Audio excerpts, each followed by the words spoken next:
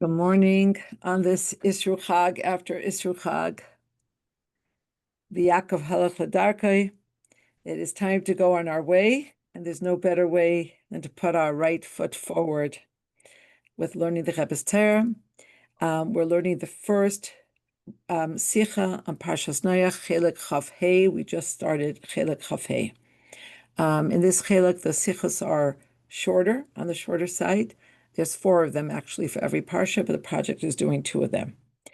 First, we're going to start with Simchas. Baruch Hashem, we have a bumper crop of Simchas. We're delighted to share in the joy of Holly Cohn, who was gifted with a new granddaughter whose name is Fanya, born to Leah and Shmuel Branover.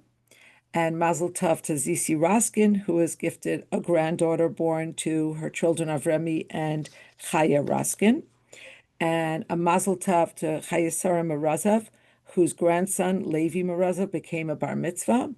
And big Mazel Tov to Chana Perlman, whose grandson Shmuel David became a bar mitzvah. So may there be simchas and nachas and all good things in good health for all of us, and we should always be able to share good tidings, bsuras teves, and mesamchos. Only good things, only good news. Noach, Seif Aleph. I'm afraid I did not have time to do the review, but it's on the shorter side, so I'll try to do like a synopsis after every Seif. Yeduim Divrei Chazal. The words of Chazal are well known. B'negeya l'Noach, regarding Noach.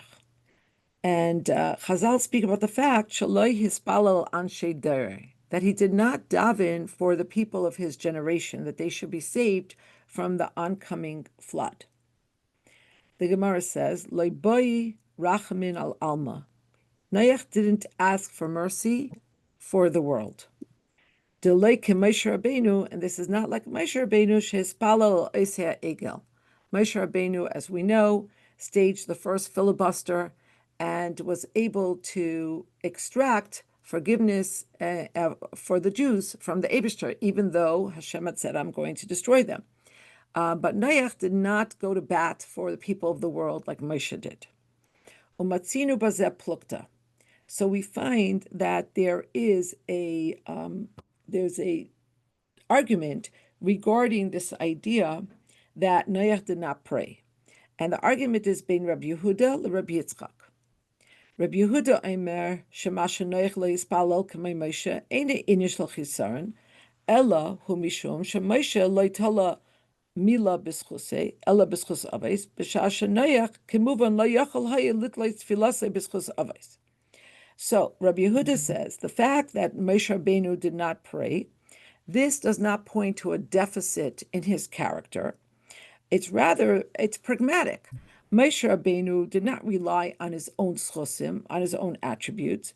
He relied on, or he attributed it to, or he hung it on, or he attached it to, or he based it on the schus of the avos. But Noach, of course, could not do the same thing. And so therefore, because he lived before the avos, and so he had nobody to kind of attribute the schusim to, and say to Hashem, you have to do this in the merit of so and so, and therefore you can't hold this against Noach. Masha Enkin Rabbi Yitzchak Svirale, but Rabbi Yitzchak, in contradistinction, believes she'afal pikein, that this notwithstanding, it's true that Noach didn't have who to attribute the schusim to, but that notwithstanding, haya al Noach l'spalel lo'er rachamim aleihim. But Noach should have prayed, and he should have aroused Hashem's mercy upon the people. Umevayer Adoni Avi Meiri v'Rabbi. And the Rebbe says, and my father, my teacher, explains, B'tam hadavar. My father explains the reason for what's going on here in this argument between Rabbi Yehuda and Rabbi Yitzchak. My father explains, Rabbi Yehuda mahafech b'schus Noach, that Rabbi Yehuda turns this concept that Noach didn't pray in favor of Noach. For Rabbi Yitzchak behefach, and Rabbi Yitzchak does the opposite. Shemahafech b'chayvasei, He turns it in the opposite direction, and he makes this a demerit for Noach.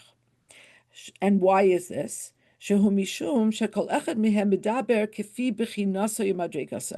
Because each one, Rabbi Yehuda and Rabbi Yitzchak, are both seeing this through the prism of their own characteristics, their own modality, and their own level, and the way in which they served Hashem.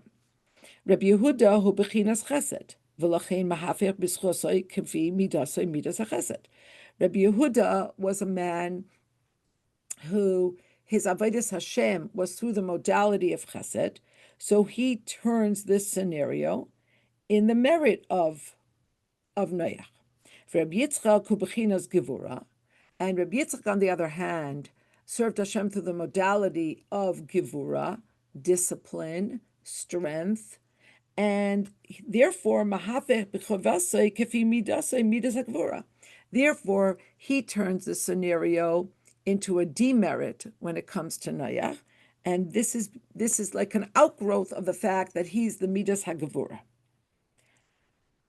Like the Rebbe Hasichas, where he points the differences between Hillel and Shammai as being rooted in the same thing.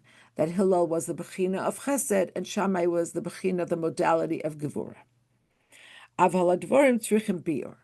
But the Rebbe says, even after we understand this, the way my father explained it, that the difference in their opinion regarding the fact that Noach didn't daven has to do with what orientation they are rooted in spiritually.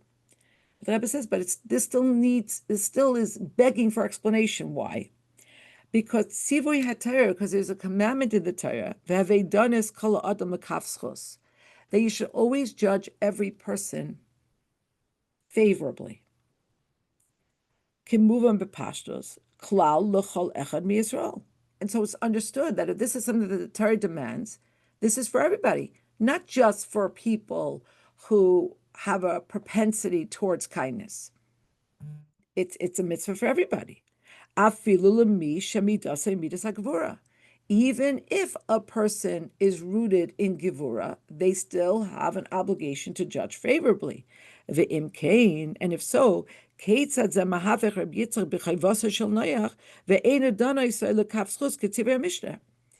is it the Rabbi Yitzchak? Okay, so now we understand Rabbi Yitzchak is rooted in the modality of gevura, but even so, he too has an obligation to judge each person favorably. So how can he allow his own personal, let's say, orientation or prism to skew how he's judging Noach?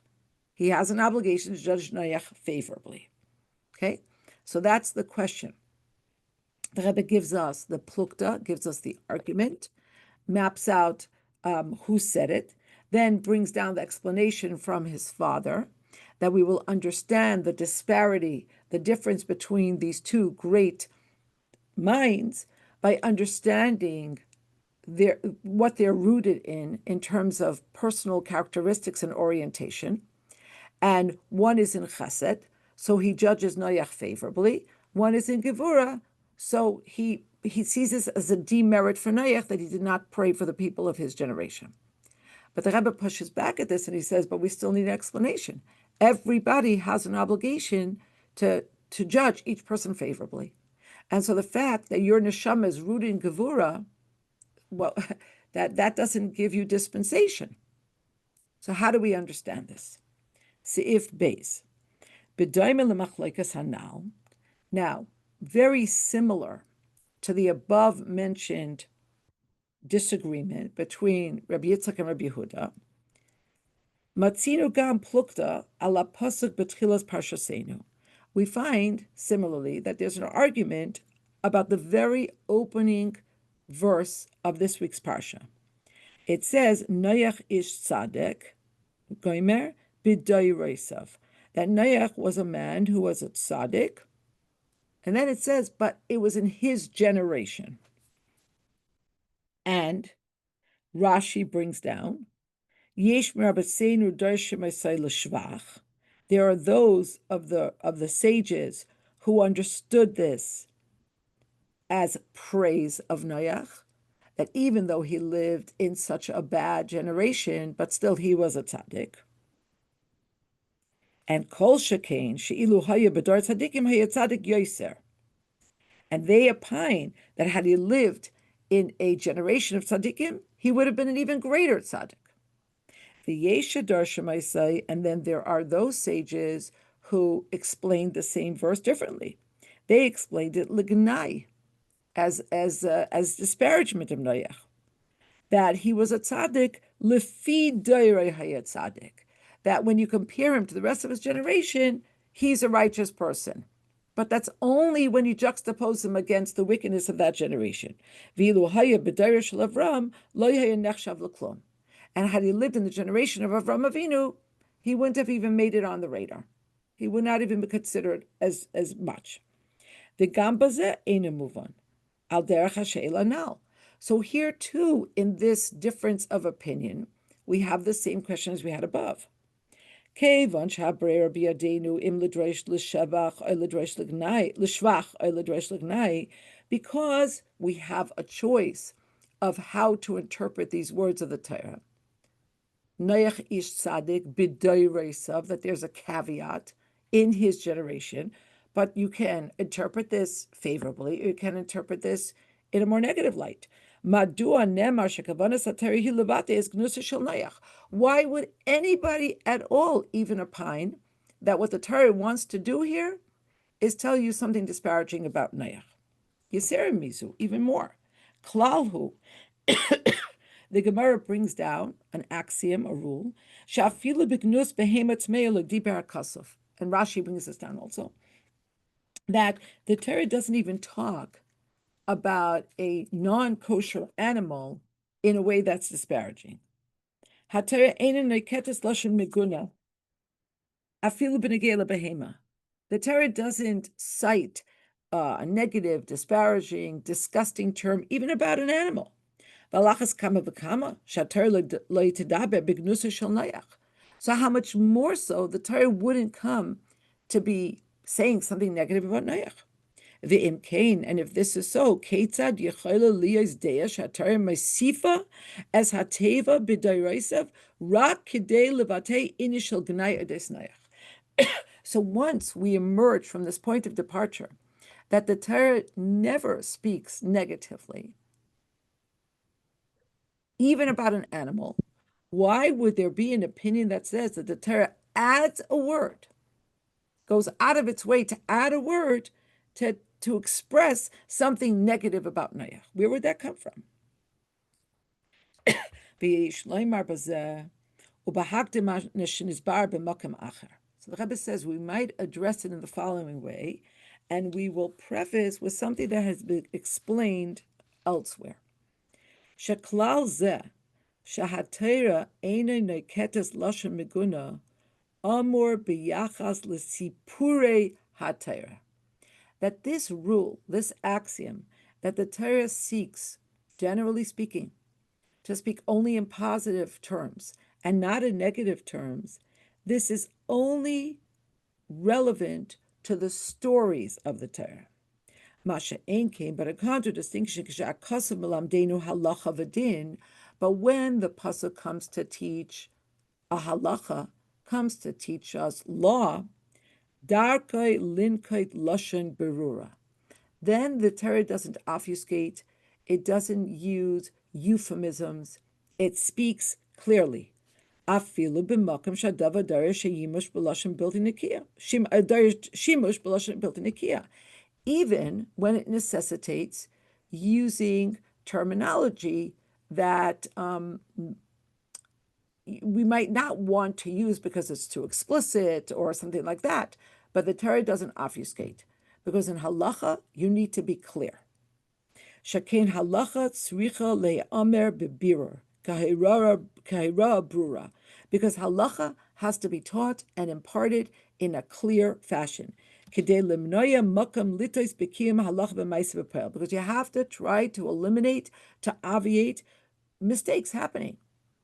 And when you use euphemisms and so on and so forth, it's possible that there will be misunderstanding. Okay, so the Rebbe says that this caveat is very important to us understanding what's happening here. So in like fashion, we will now understand what does it mean when the Torah adds the word shahakasuv meisif as a teva b'dayreisav, that Noach was a tzaddik in his generation. Okay, it means the Torah is coming to teach us something. It's not just telling us a story; it's coming to give us instruction for life.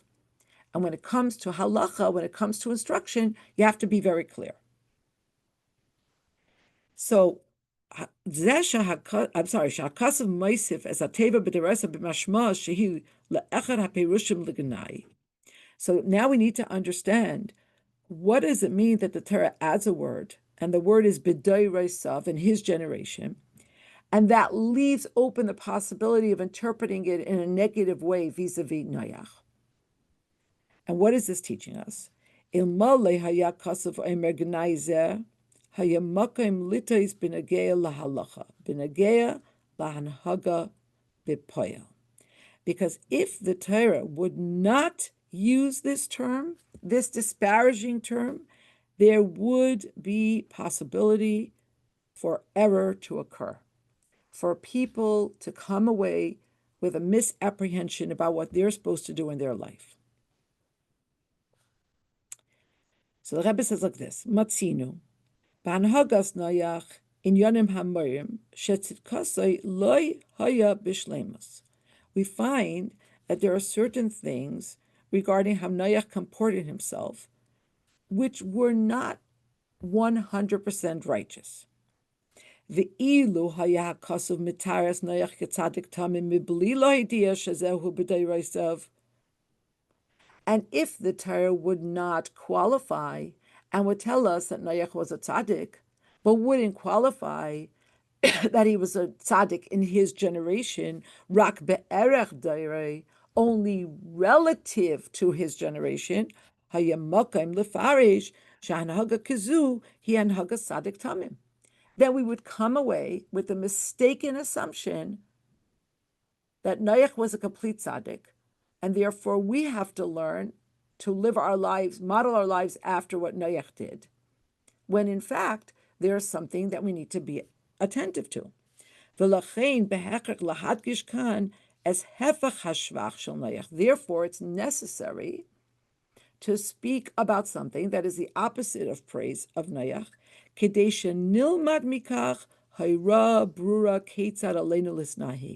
in order for us to learn a clear lesson as to how it is that we have to behave.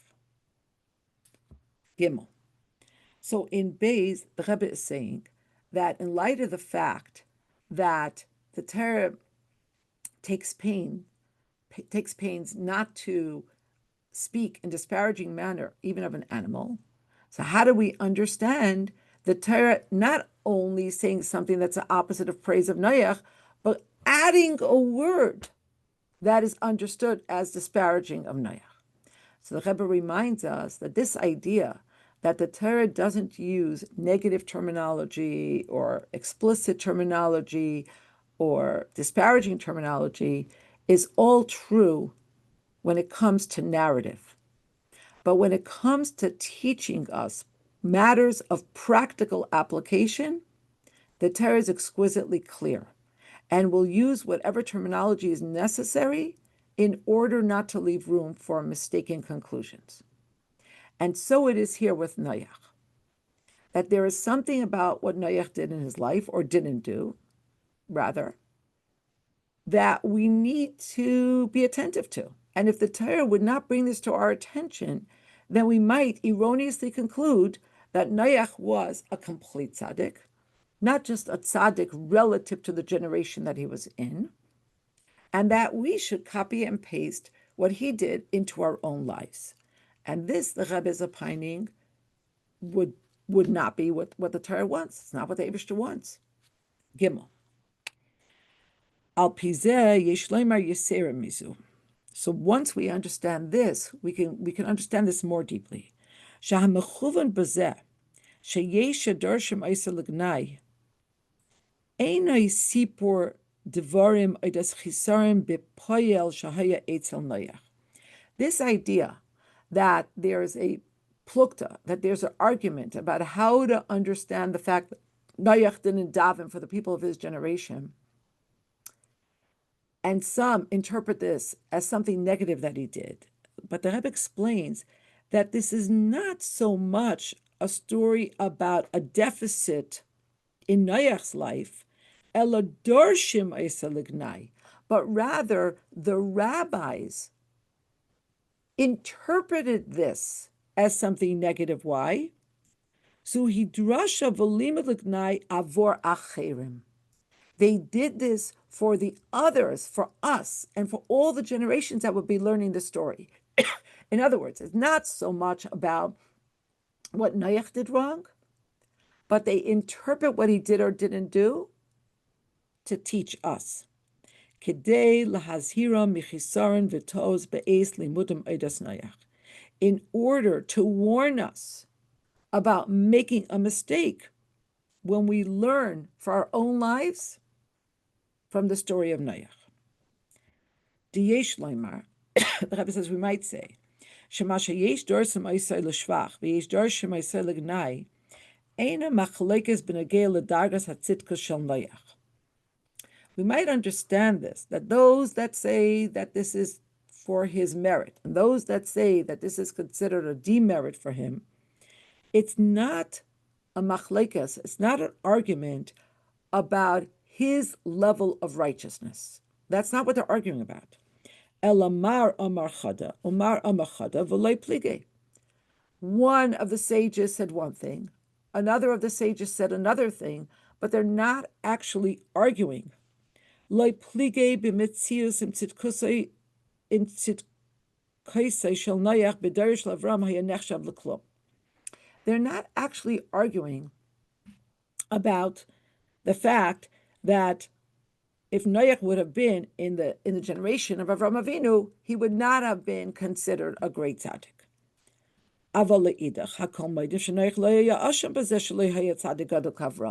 On the other hand, they also both agree and acknowledge that it wasn't Noach's fault that he wasn't as great as Avram.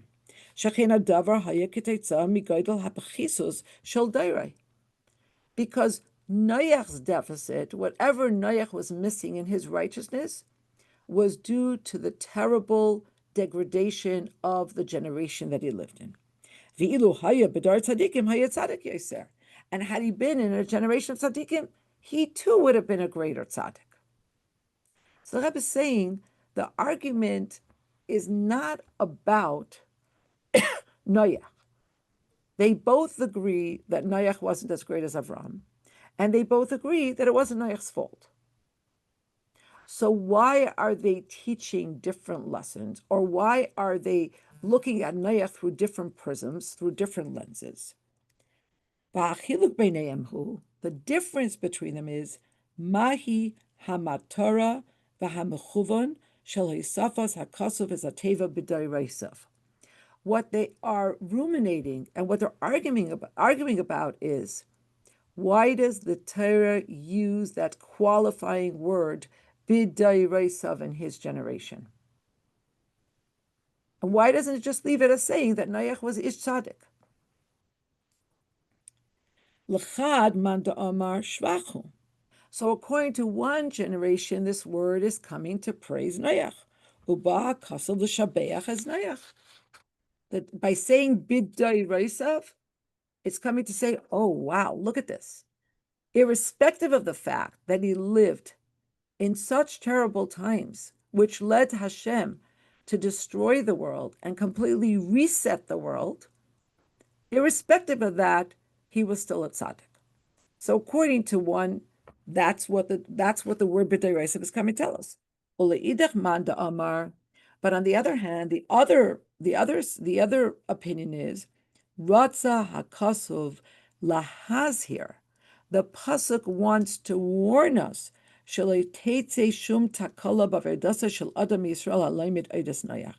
that there should be no nobody should stumble in their spiritual service to Hashem by learning to live their lives in the model of Noach. In other words, the emphasis is not on disparaging Noach. The reason for them pointing out anything that seems to be disparaging about Noach is just for us to understand that this is not complete, that this is not consummate, that we need to do better and different. And that's what it means, that there are those who understand this to his demerit. When you're talking about Noach himself, this is not disparaging, this is not a deficit. Shekain, lihiyose b'dor pachos kol kach, lo haya shayach sheyagia l'dargas hatzidku shel Avram.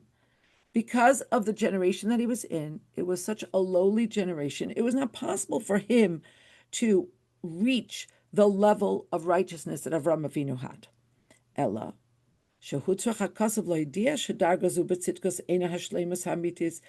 on the other hand, the pasuk has to let us know that this level of righteousness is not complete, is not the truest level of righteousness. Even more, there's something negative here, especially if you compare it to Avram Avinu. And he would have and Noach would not have been considered to very much had you juxtaposed him against Avram. Why does the Torah tell us? Kedei shahahira misipur Noach tiya brura. In order that the lesson for us from Noach should be crystal clear. Dalit. And before the Rebbe makes it even more clear for us what the lesson is, he brings it back to the first plukta that he mentioned.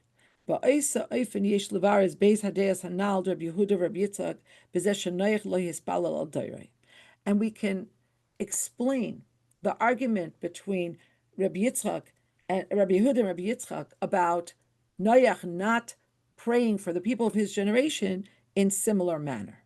Okay, so remember, the Rebbe said, my father kind of framed it for us in terms of that each one was looking at Noach through the prism of their modality or their primary character trait, chesed versus gevura. The Rebbe says, mar amachada v'loy plige. But actually, you have to understand this as one said one thing, one is addressing one facet, one says another thing, but they're not actually arguing. Af Reb Yitzchak Moedesh, shema sheNoach lo yispalel anshe der haya lefi shalei haya b'yecholtoi ba'osei matzav lispalel alehem.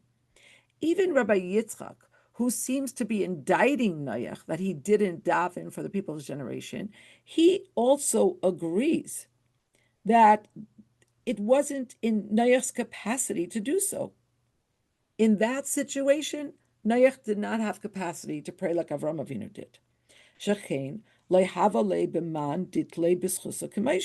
Because he didn't have to whom to attribute chusim for Bnei Yisrael like Moshe Rabbeinu did. And those were just the circumstances that life dealt him. So it's not a deficit on the part of Noach. He didn't do anything wrong. But so why is Rabbi Yitzchak seemingly indicting him? Because Rabbi Yitzchak wants to ensure that this story should not lead to future generations stumbling, God forbid, sheyizberu halaimdim, that those that are learning the story will think that there's nothing wrong with not praying for the people of your generation. In other words, they're going to see what Noach did. Noach didn't pray for the people of his generation, and they'll be like, okay, Noach didn't, I don't have to. And therefore Rabbi Yitzchak says,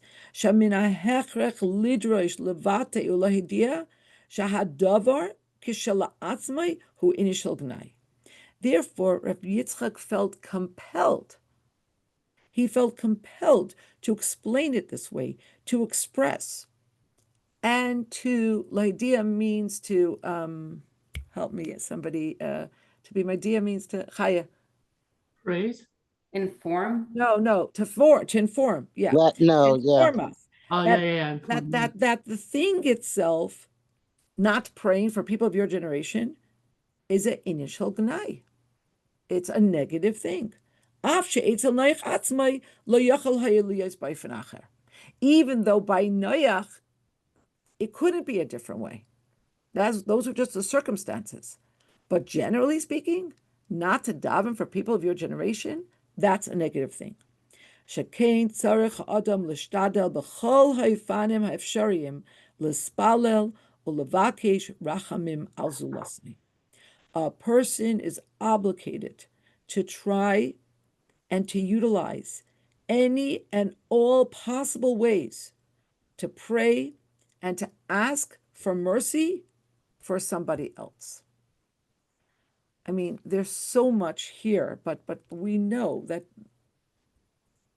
everything about what the Rebbe taught and said and cried and screamed was all to be ma'ir rachamim rabim on another Jew, on a generation, and how he cried and spoke out against people who had no compunctions about throwing Klal Yisrael under the bus or throwing certain demographics and being ma'ir dinim chas v'chalila on them. So the Rebbe is saying that Yitzchak wants to make crystal clear that your responsibility is always to daven for the other person. And now that we understand what Rabbi Yitzchak is doing, we understand that this is not a contradiction to the Mishnah that mandates that you should always judge a person favorably. Because even according to Rabbi Yitzchak's opinion, this is not a deficit in Noach, but rather he's coming to inform, ulahazhir, and to warn,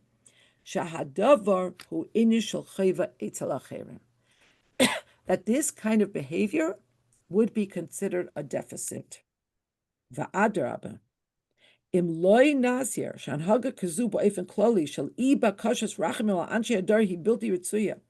Okay, look what the Rebbe does here. He says, and on the contrary, if Rabbi Yitzchak would not come and warn that this kind of general behavior of not asking for rachamim on other people is a terrible thing.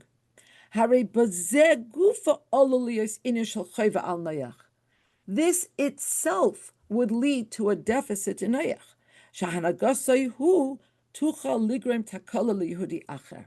That his behavior could, God forbid, serve as an impediment and would cause others to stumble in their own behavior. In other words, what the Rebbe is saying is, you think that Rabbi Yitzchak is coming to say to throw Noach under the bus? On the contrary, he's coming to protect him, to save him, to lift him up. That there shouldn't, God forbid, be some negative repercussion from people who are learning the story of Noach. Gam zeh b'schusa shel Noach. And this too becomes the merit of Noach. And this is in fact Noach's will that Rabbi Yitzchak should teach such a thing. That it should be underscored that a person has an obligation to pray for the people of his generation. Even if it means that when you read the story, it will be described as a deficit in Noach. Kepashtos lashon Rabbi Yitzchak v'im kol da hava le'Noach lemebe rachame alayu. Because when you read Rabbi Yitzchak's opinion in the Gemara, Rabbi Yitzchak opines that all of this notwithstanding, Noach had the obligation to ask for mercy upon the people of his generation. But it's all worth it, even that it should seem like Noach is being criticized, in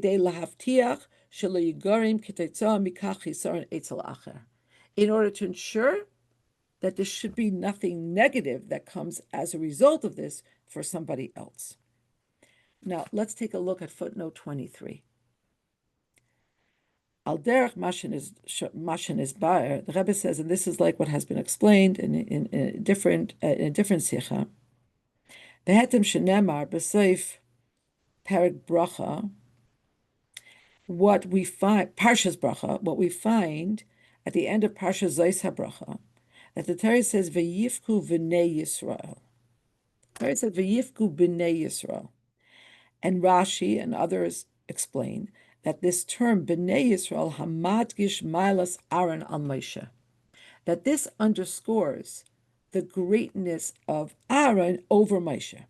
Shadafka Eitzel Aaron Shahiredev Shalom Chole Nemar Kol Beis Yisrael Zacharim Unekeves.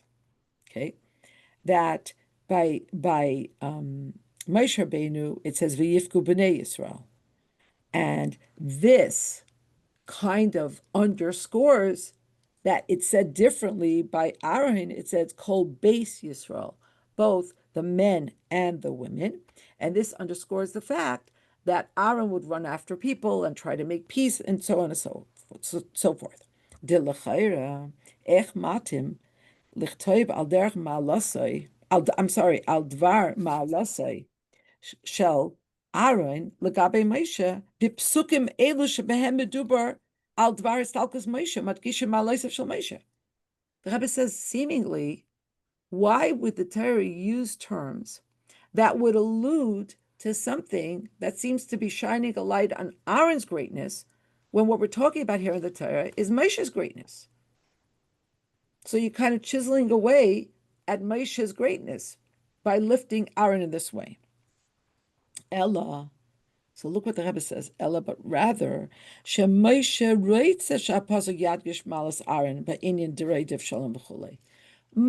wanted this, that the Torah should underscore how great Aaron's characteristic was of running after people to make peace between them, etc. Because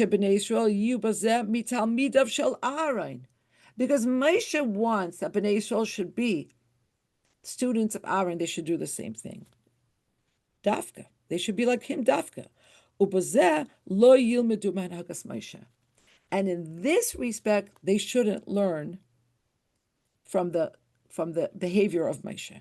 Ke'etzel Moshe lo hayazeh chisaron klal chas v'shalom. Ki mitzad inyano shel Moshe lo hayachol lias etzlei hanhaga dereidiv shalom v'cholei kamei Aaron. Vis-a-vis Moshe, the fact that he didn't run to make peace between people, this was not considered chesaron, this was not a deficit.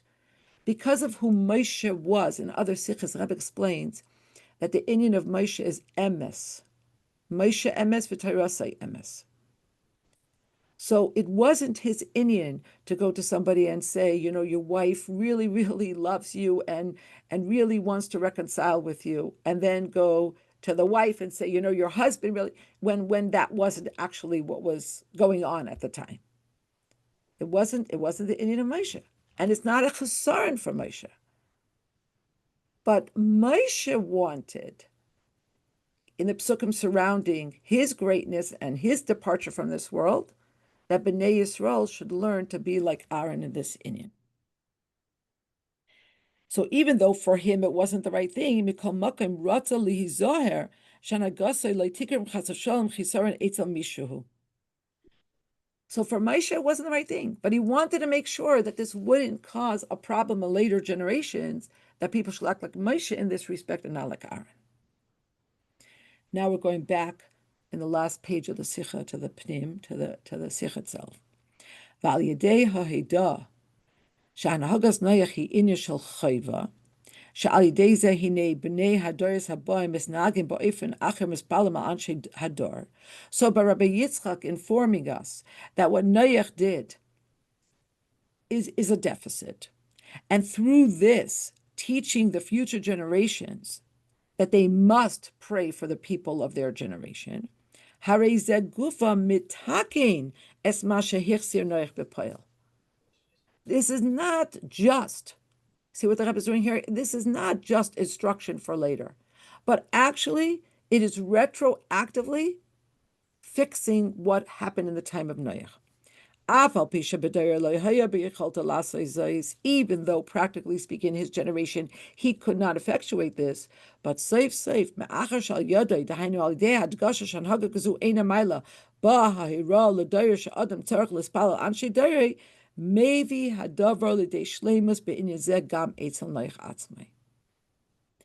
even though he couldn't do it in his generation. But at the end of the day, because through this story, this will teach other people that they have to daven for the people of this generation, it fills the gap that was left open by what Noach didn't do in his generation. This is very reminiscent of the fact that people wrote to the Rebbe and they said, how can they do a tikkun for the fact that they maybe didn't keep Taras Mishpacha for many years at the beginning of their marriage?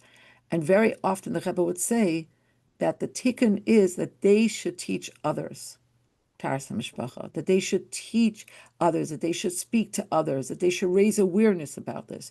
So we're seeing what the Rebbe is saying, that there is a way to reach back into time and to span generations and to bring shlemus to something through what's done in future generations. Hey, v'zui gam hayra l'maisi b'yameinu ela. And this is the lesson to us for our day.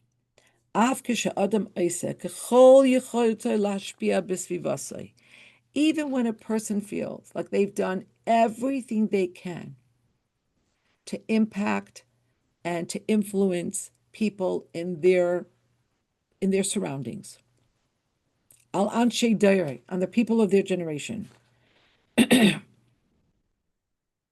There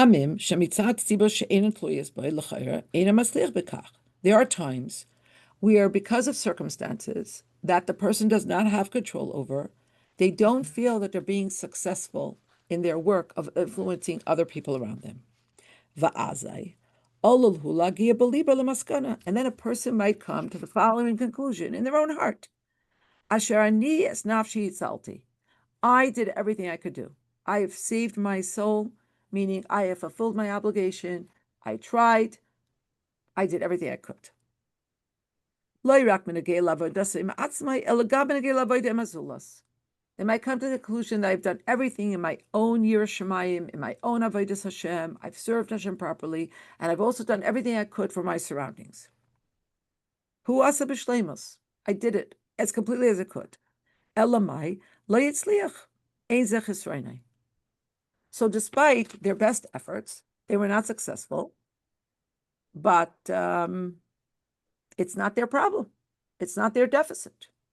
So comes Rabbi Yitzchak, and he teaches us, it's true. Maybe you actually did do everything you could have done, like Noach. Ein zedimion. It's not your imagination. You actually did do everything you could. Ella al pi shulchan aruch teres emes hu paul b'shleimus. Aval ava bikein tzarich hu ladas she'asur l'stapik b'kach. Irrespective of the fact that you truly did everything you could do, you can't be satisfied with that. Asur liyos merutza min hamatzav. You're not permitted to make peace with a situation. Ela yesh lahamshich ulahachriz leloy heref. You have to continually announce with no stopping the im kol da, like it says about Noach, that all of this notwithstanding, havale lemebe rachame alayhu. He should have asked for God's mercy upon them. If you don't ask for rachamim, for mercy on the people of your generation, it's a deficit. So basically the Rebbe is saying, okay, you feel like you did everything you could and you didn't make any headway? Well, just keep doing it. Just keep doing it. You cannot stop. There's no ceasing. This And when a person continues, irrespective of the fact that they feel like they are banging their head against the wall, they're trying to make an impact, and they're going nowhere quickly. But if they overcome that and they continue to ask for rachamim, then this itself causes a situation to be turned around to a meritorious situation. That God obviates the reasons that are causing this negative situation, and gives him the opportunity to ask for Hashem's rachamim on the people of his generation, until he's able to impact them to the extent that they do tshuva. Ubefrat bizmanenu ikvas de and especially in our time, when we could hear the footsteps of Mashiach already. She'olav pasuk Rambam b'sifrei dehalachos hifticha Torah, that about this generation, the Rambam pasuk, he adjudicated. He didn't just tell us. He didn't just hope. He issued a psak in his sefer of halachos that hifticha Torah sheseif Yisrael lases tshuva b'seif galusan, that the Torah promises us that at the end of the Golus, all Jews will do tshuva, umiyad, hein, nigolan, and they are immediately redeemed. May it be speedily in our moments now. That's the sikha for today. I want to keep the recording on for another minute, and then we can turn it off to have a bring-in.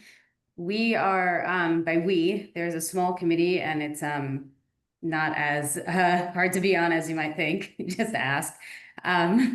Planning the second, I'm just looking at my phones because I don't want to miss anyone's name.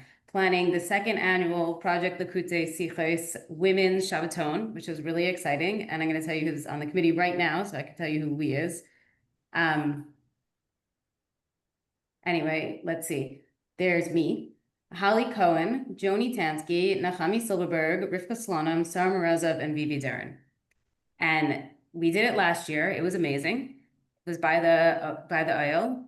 And this year we tried to do that again, and it just, the practical side of it was very difficult. Anyway, we found an amazing location in Tarrytown, New York, and it's going to be beautiful. It's going to be high end. It's going to be luxurious. It's going to be gorgeous. You're going to be fed like until you don't even know what food, until there's no space left for another morsel of food. From Friday afternoon, you're going to have, I think it's called a toa mea, and then you get Friday night dinner, Oneg Shabbos, breakfast, a hot kiddush, which is actually separate from lunch, then a malava malka, and then we're going to have a closing Sunday brunch.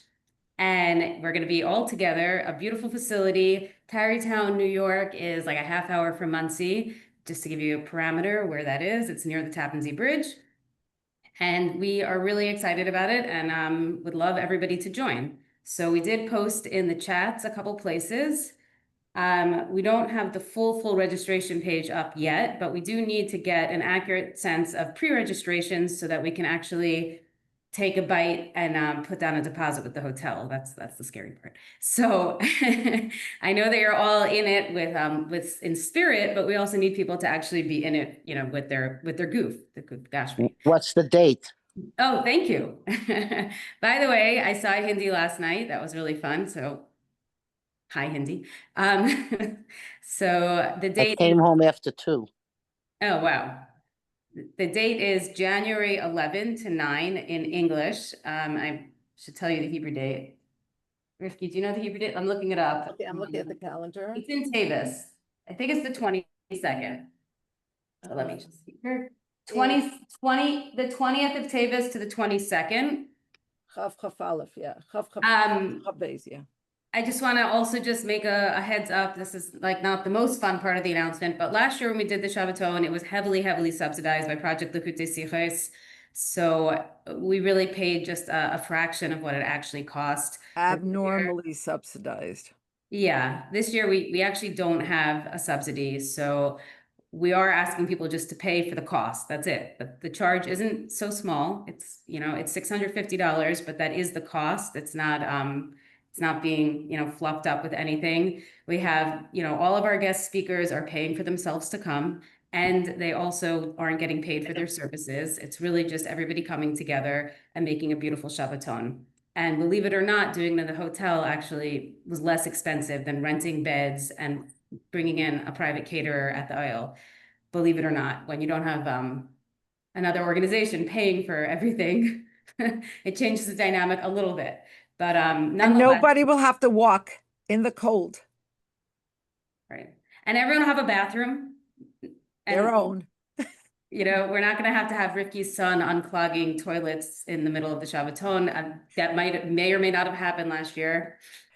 But one important thing, we are hoping that we will all, or many people will begin at the Ayel, and if there's enough women, there'll be a bus, and if that's practical, there'll be a bus from the Ayel to the venue. And if it's more practical to go to the Ayel Matzei Shabbos, then perhaps we'll do that. In other words, we're not taking that out of the equation at all. But as Sippa said, it just so much time went into trying to figure out how to do it by the aisle, and it just practically and expense-wise just became impossible, prohibitive. Unless we limited it to like 35 or 40 women tops, which we didn't want to do. So yeah, I tried to get a nice link, plswomen.com. It's not fully working, so we're just gonna go back to the Google link. I could see if I could try to get that to work. I don't really want to make any promises. Project Likutei Sichos on their end will get the registration page up and running eventually, but I think we need to actually get a commitment from women before we have time for that to happen, because until they get that up and running could take another week and a half, and we just need to know that people are actually like interested in doing the Shabbaton. So I'll post out the link on the chat, and I think it's an amazing experience. I met a Kala last night at this L'chaim that I went to. That was a single girl last year on our Shabbaton, and now she's a Kala getting married in Maras Machpelah in January, Menucha. Lots of people had amazing experiences. Lots of us met each other for the first time. We heard from each other, created a whole new set of warmth and connection amongst our learning group.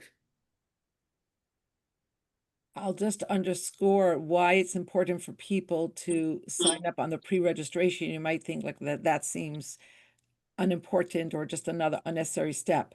But this hotel, in order for them to hold gathering spaces for us for that weekend, we do have to put down a deposit. The deposit is not refundable. So the individual rooms would be refundable, but kacha Tzippa saying, but the initial holding that weekend for us as a group would not be. And at a certain point, we're going to have to put it down. Otherwise, we'll lose the opportunity to have it there. It's a pretty popular place. They have another event happening at the same time, but they would still be able to give us our own private dining hall and shul, but they have 50 double rooms available for our group. So, we do, if I'm going to ask them, when do you need the deposit? The answer is yesterday, but I'm sure we could give it a couple more days, but we can't give it a month. How far is it from Crown Heights? I think about an hour, depending obviously on traffic. That's like a hard, New York is. It's closer than Muncie. Same. Is it the same? It's the Tappan Zee Bridge. I don't know. Muncie's about an hour and a half. So I think it's actually closer than Muncie because, I think it's closer than Muncie. You could put it into Google Maps instead of me guessing, but it's called the Sleepy Hollow Hotel in Tarrytown, New York. It is closer, by the way. It's before, Yeah. right over the Tappan Zee. Yeah, right. Because Muncie, I think you go over the Tappan Zee and then you keep going. This is before the Tappan Zee Bridge. Right, like between the Tappan Zee and the Whitestone, kind of. Exactly. It's 20 minutes from Muncie. I've been there. It's beautiful. It's Westchester, which is closer. Because to Muncie you'd have to continue and go over the bridge. The closest airport is Newark, but if we're gonna do this oil piece, then JFK might make more sense for people.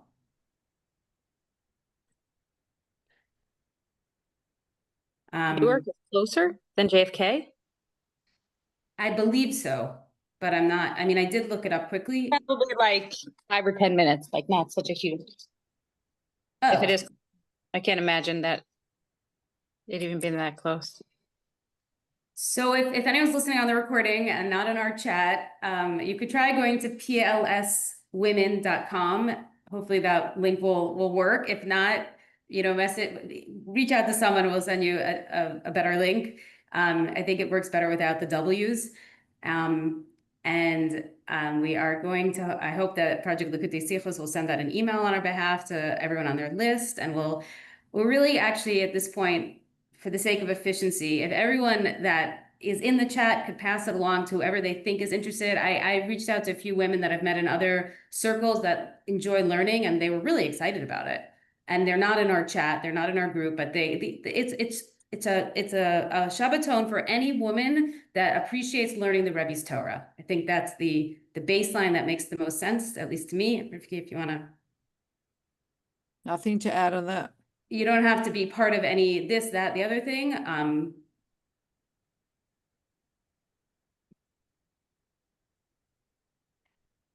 Hi, can I ask Tip you? of all your work on this. Yes, very excited about the Shabbaton. I am talking from the car in front of the aisle.